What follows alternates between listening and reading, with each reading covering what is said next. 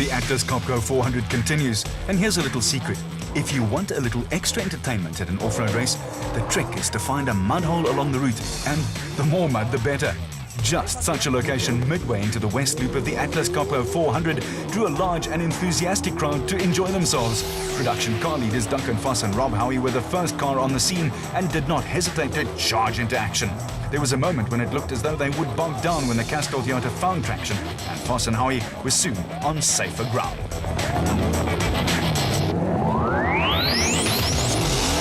While Foss and Howie were safely on their way, special vehicle leaders Herman and Wichert Suwald were not as lucky.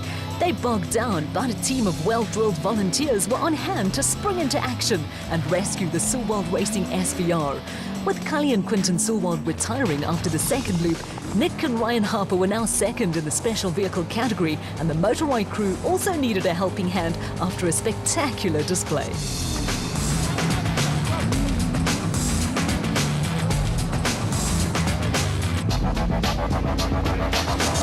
The Harpers were nearly 3.5 minutes down on Herman and Wichert Suwald, but in the mudhole spinning competition, they were a tough act to follow. Anthony Taylor and Chris Birkin could not match the motorized crew for entertainment value, but also needed a helping hand from the volunteers, who looked as though they'd been practicing this routine for weeks on end.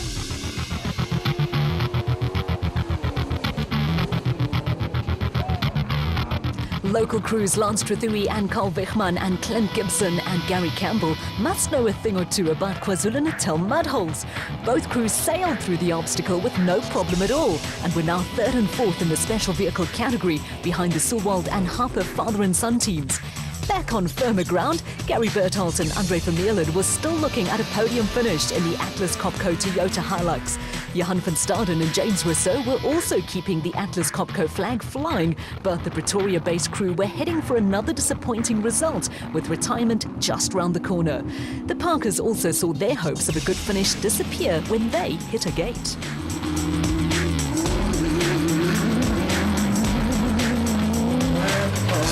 Retirement of Hannes Hobbe and Henny ter Steege in the RFS BMW, the Regent Racing Navara, Mike Whitehouse and Matthew Carlson was into the top 5 in the production vehicle category. Meanwhile, back at the mudhole, Bulla Boertes and Johan Pretorius took a leaf out of the Trethewey Gibson book and sailed through with no problems. The retirement of Richard Fuller and Jeff Minnett in the Atlas Copco bat had also promoted the Regent Racing Jimco of Archie Rutherford and Mike Lawrenson to first in Class P, and behind them, Yanni Visser and Yorks Leroux were grinding out a result, along with John Thompson and Clinton McNamara, who were in second place in Class P.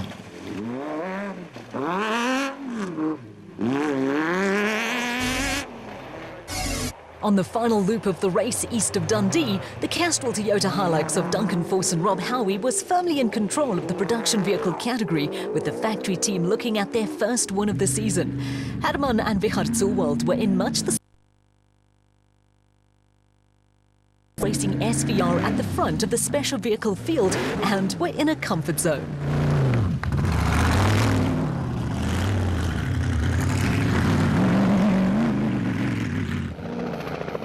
Tucked in behind the Suwalds were Anthony Taylor and Chris Birkin, with the factory Castrol Toyota team looking set for a crushing 1-2 result.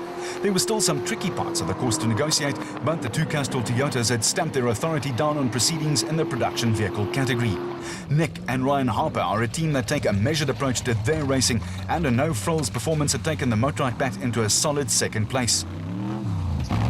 Behind the Harpers, there had been a change in order, with Clint Gibson and Gary Campbell producing a late charge to take the Gibson Racing Porter into third, ahead of Lance Trethewey and Carl Wichmann in the little battle between the two KZN crews.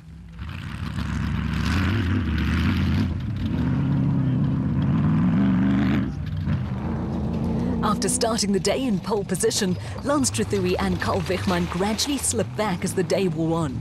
The Suwalds, the Harpers and Gibson and Campbell gradually wore them down, while disappointment for Atlas Copco, with the late retirement of Gary Bertholdt and Andre Vermeulen, lifted Mike Whitehouse and Matthew Carlson into third place and was a boost for the Regent Racing team's championship hopes.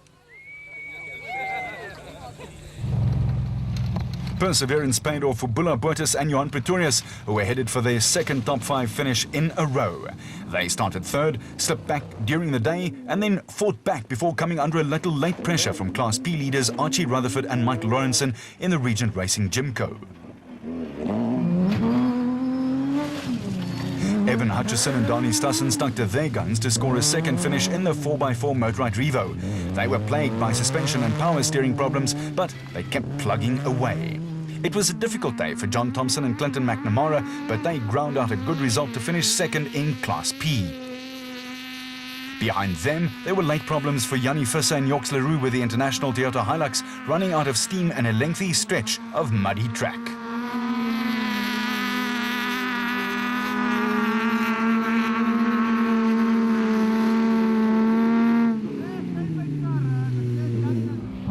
A steady performance combined with late retirements helped lift Hicho and Jaap de Bruin into the top 5 in the production vehicle category in the Mickelin XL Toyota Hilux.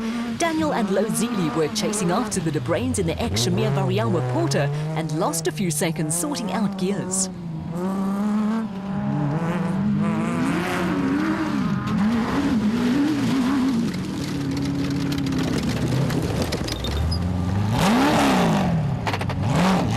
The Zeelies had managed to restore forward momentum and were underway again when there was a little bit of late drama for Malcolm Koch and Johan Berger when a little over-exuberance saw them rearrange the Toyota Hilux's front end. It was a costly error because the drive of the day saw Thomas Rundle and Johan Moore fight from the back of the field to the fringes of the top 5.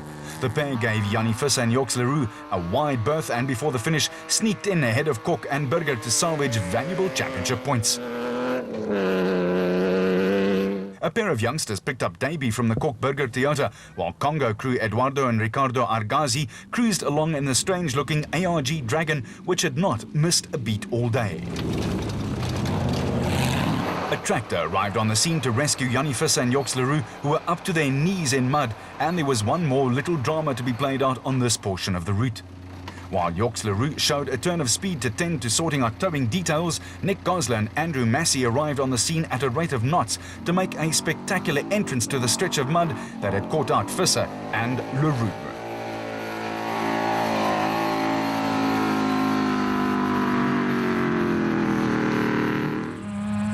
A first outing of the season turned out to be a profitable one for Louis Weichelt and Francis Boedsma, who won Class D in the N1 4x4 Toyota Land Cruiser, with Deirdre Cutting and Christo Bosman giving Toyota a clean sweep of the classes by taking the Class E honours in the Transcore Toyota Hilux.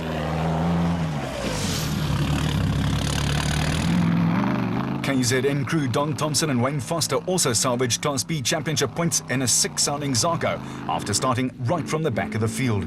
They were followed by the Land Rover brothers Jack and Cyril Oosthuizen, who increased their championship lead by finishing second in Class D. There was a high rate of attrition in Class B, where local crew Leon Botma and Quinton Brand were the only crew to see out the distance in an aging bat.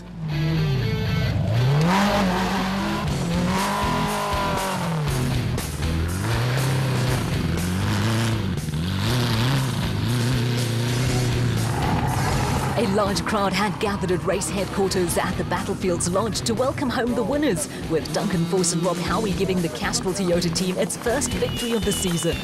The Toyota Cup overflowed when Anthony Taylor and Chris Birkin brought the second factory car home in second place, and there were congratulations all round.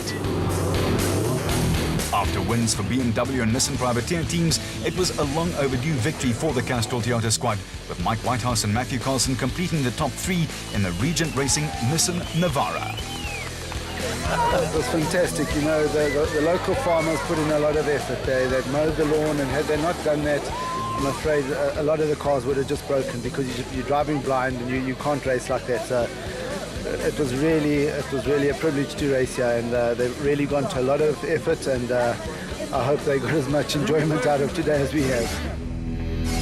In the final results, the Castrol Toyota domination was highlighted by the gaps behind the Force Howie and Taylor Birkin entries. 7 of the top 10 came from the SP class, with 2 from Class D and 1 from Class E. There was a warm welcome for Herman and Richard Silwald when they put the finishing touches to victory in the special vehicle category in their Silwald Racing SVR. Another father and son combination in Nick and Ryan Harper were second in the Motorite Bat, with local crew Clint Gibson and Gary Campbell claiming the final podium spot. For the Silwarts, it had not exactly been plain sailing. Yeah, we had a pretty fair day, good day. We had a little bit of problems with the probes on the car. We've lost the trip meters for most of the race, but Vicha did a very good job of keeping us there. On the first east loop, we've lost the comms between ourselves, and that was a bit difficult, trying to navigate with the GPS only and without comms. So we've lost a bit of time there, but apart from that, we had a good run, and the car did pretty well. The Oaks prepared it very well, and Vicha did a good job, so we're very happy.